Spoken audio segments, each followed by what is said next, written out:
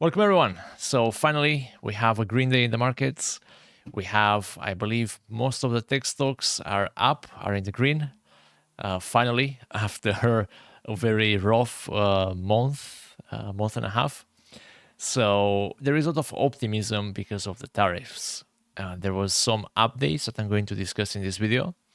And those updates that I believe there are still some rumors, they are not necessarily confirmed by the new administration. So those were some reports by Bloomberg and the Wall Street Journal that came in during the weekend.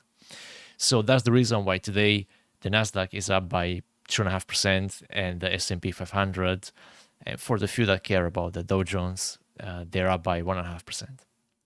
So I'm going to show in this video how I'm planning to trade this mini bull run. I will explain why I say mini and not proper bull run, because I think that what's going to happen in the next week and a half is going to catch some investors, particularly the ones that are not experienced, probably like me. I'm not saying that I have a lot of experience, but I'm seeing something that it's worth considering before you decide to go full in and buy out of the money options on the SPX. That said, I do have a long beneficial position in SPY. I know it's not SPX. I don't have SPX money. You know, I think one contract was about $4.5 for the April 1st expiration. So yeah, I'm not willing to gamble that much. That's why I go into SPY, which has a very low volume. Very low, by the way. I think it was like 40, 60. I don't know. It was low. Don't quote me on that one. So I do have options in this contract, the 578 strike, expiring on April 1st. So I know that some of you guys are maybe keen on buying. Expiration date is probably the 16th of January 2026. I believe right now, probably it's not a good time. So let me explain why. Let's begin first with a chart of the SPY. So you can see here a breakout that happened today. I will go into the details why, but I'm already anticipating that it was because certain tariffs are not going to be enforced on April 2nd, particularly those related to some sectors, including probably pharmaceuticals, semiconductors, and some others that nobody knows already. So there are just some rumors that came in, and yeah, that's the word in the street, so to say. So the SPY, you can see clearly a breakout here. There was an accumulation period, and now usually when you see this kind of patterns, this is bullish, just this by itself. Now that said, imagine that there are no tariffs. Imagine that there are no headwinds, that there is absolutely nothing. So it would imagine this will be a correction simply due to profit taking. If this was the case, I would be the first one to buy deep out of the money calls expiring in 2026. The first one. And the main reason is because this pattern to me represents a change, an inflection in the trend. Yeah. However, there is something called, I don't know the name precisely because people call it differently, but I call it a sell on the news crash. And I believe that's what's going to happen on April 1st. Let me show you 3 examples to understand why. The first example is NVIDIA. You probably know about this company, and you probably know about the GTC event that happened last week. So we had the CEO, Jensen Huang, on Tuesday, March 11th. We had the NVIDIA keynotes where he revealed the characteristics and the features of that Blackwell Ultra and the Rubin. Great. So the market was anticipating these huge announcements, and prior to this event, as noted between March 11th and March 17th, the stock price went up by 15%. So 15%, and in those days there were no announcements, no major events, nothing. It was just based on pure speculation. So what happens usually, not always, but most of the times when you have this kind of events that are highly anticipated, is that the market is already one step ahead, and the market is already pricing in all the positive uh, announcements on that day. And when the announcement is materialized, usually that's the signal for the profit takers, the traders, to sell off. And that's why you see these crashes on absolutely no pessimism or negativity around that event. Yeah. So another, this was the event, by the way. I have here a link where you can see a summary. Anyways, D-Wave. D-Wave, I actually have a beneficial short position in D-Wave. I believe it was bought around, I didn't buy it at the peak, I have to say that. I think I bought it around 8 or 9, 9.5. So that's a contract, put contracts that expire in April, at the beginning of April, I think. And this was exactly that sell on the news type of pattern that I mentioned before. So prior to the quantum day, you probably heard about this in the GTC week. Prior to that event, the market rallied, I think it was 100%. It's crazy, like from 5 to over 11. And then on Thursday, which is when that event happened, the market proceeded to sell off on absolutely no reasons by 18%. Yeah. So this is the type of speculation that I'm planning to trade on the S&P 500, because I believe in the next days this trend is going to continue.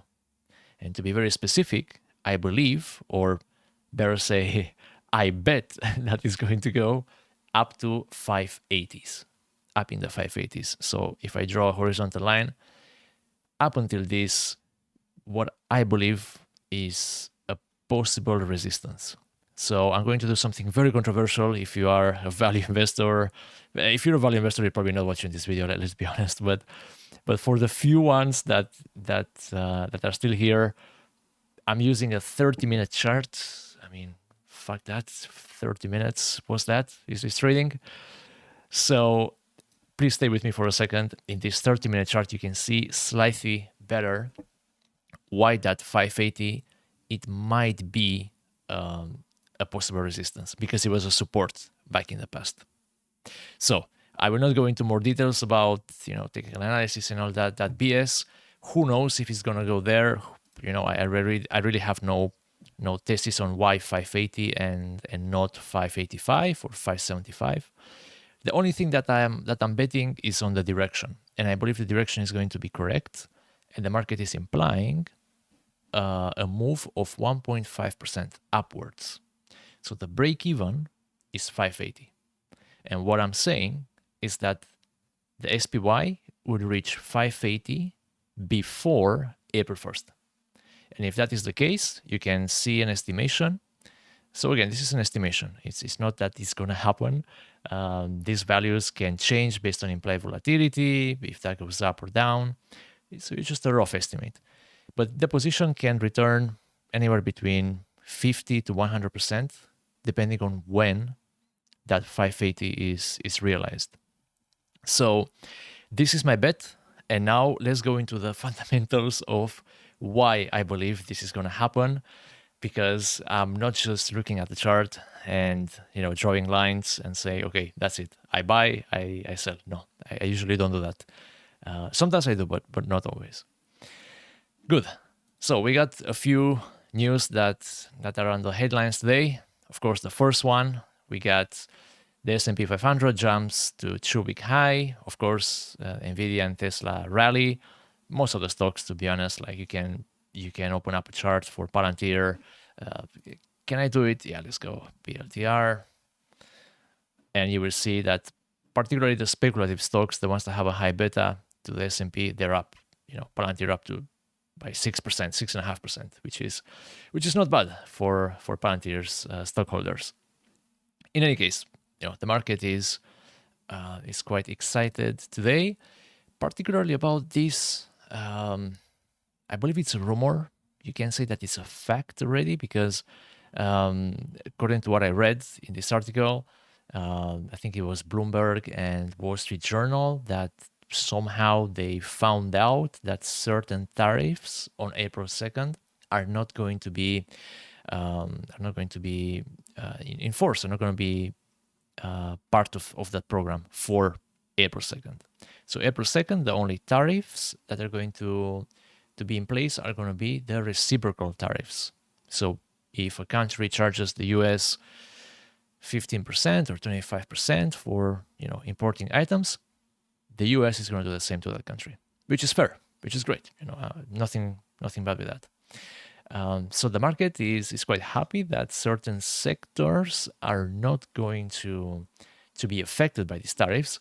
And I have here a chart where you can see the details about that. Hopefully you can see, because I think I'm probably I'm covering the screen. So maybe I move it like this. So these are the tariffs by the sectors. And you probably know already that steel and aluminum is already effective since March 12th. And that's for all the countries, 25% on all the imports. For autos, this is a big one. There is a proposal for a 25% that nobody knows, is that going to be for every country, for certain countries, how long? I don't know. For semiconductors and pharmaceuticals, it's the same. Yeah, so nobody knows the details of that 25%. Like, when is this going to happen? It was announced on January 27. The rate was specified on February 18th, but there are no details on this. So there is a ton of uncertainty. And of course, the market, the market doesn't like this uncertainty. And that's why you had the sell-off in the past 6 weeks, more or less. Yeah, 4-6 weeks. So also, finally, to just to mention, the de minimis exemption, it's still in place. So it will only be eliminated once the Secretary of Commerce determines that adequate systems are in place. And that happened just one day after Trump made effective the de minimis. After he removed the de minimis exemption. And then the entire, was it at JFK, one of the terminals that had got absolutely disrupted by the number of packages they had to process. And then he said, okay, let's leave it for later on and not bring it forward for the moment. Good. So all this excitement that we are seeing today is despite the fact that that Trump pushed a 25% tariff on all the countries that are trading with Venezuela for, in terms of oil, gas, and I think it's pretty much oil and gas. I'm not sure if there are any other products, but essentially the idea here is 25% on tariffs that will be effective on April 2nd on all the countries that have a certain relationship with Venezuela when it comes to trading oil or gas. So there was an update, by the way, 17 minutes ago. That's why I'm a bit lost on the article, because some things have changed. So I will not go into the scrolling that up and down because this is a paid article. But essentially, this was a bad news. Like the market, in theory, it should have reacted negatively to this event because you have more countries that are going to be on a very high threshold for the tariff. By the way, that tariff will be effective on any product, not only energy, but absolutely anything. So something to consider. Now, speaking of those sectoral tariffs, we have the auto, we have pharma, and it seems that there is no mention that they will be effective on April 2nd. And this is the reason why the markets are rallying right now, is because that expectation that, April 2nd is going to be, I think it was called the Liberation Day or something like that. So people were freaking out that, tariffs are going to be effective, around the world. And sorry, they will be quite dramatic, 25% on all autos. That's a significant tariff to consider. So moving on, Other news that I considered interesting for this video, we have trade talks that are ramping up in anticipation of April 2nd.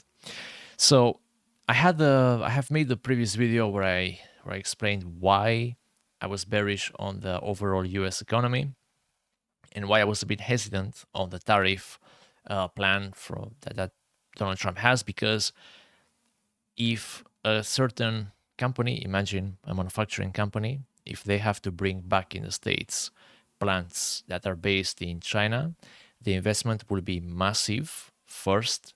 And second, there is no guarantee that tariffs are going to be in place enough time to justify the investment.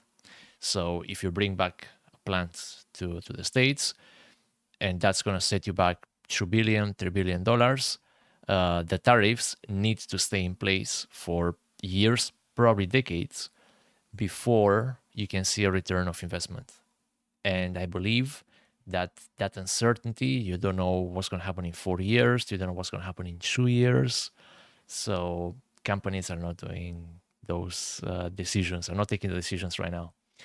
And in fact, I don't think that's the goal of the administration. I believe that's what they say is the goal, is to bring back manufacturing. But I think that's just a justification. That's not the actual reason. The actual reason is to have diplomatic conversations with the leaders of different countries in such a way to improve the US trading conditions. So for those conditions to be more favorable for the country. And I believe this threat that you either renegotiate your strategy with the US, or you get a 25% slap on every single product that comes in the States. It's an enough reason for companies to reconsider their stance. And in fact, you can see here a result of these diplomatic discussions. So, for example, with Colombia, I believe there was a 25% threat from Trump to put a tariff on every single import from this country. And I believe it was just a few days after that, the government of Colombia has agreed to all of President Trump's terms. And of course, that included, the acceptance of all illegal immigrants from Colombia returned from the States. So I believe this is the main purpose of the tariffs. It's not to bring back manufacturing. It's not to make America great again. It is, but not in the way that people think. So it's not by bringing back call centers from India that you're going to improve the American economy. It's by modifying some of the trade agreements between the US and India, where the US has a higher advantage because they can threaten these third countries with tariffs if they don't agree to the US terms. So that's what I believe is the main purpose. In fact, I think you can see another example. This was with Canada. I won't go into the details because it's quite an article, but essentially there was a threat from Trump to go from 25 to 50% on that tariff of steel and aluminum. And then Canada, I think it was one of the governments, the government of Ontario, they suspended their plans to surcharge the US on electricity. So essentially, these tariffs are used as, call it a weapon to improve the US trade policies with other countries. Yeah, so to make it more favorable for the US.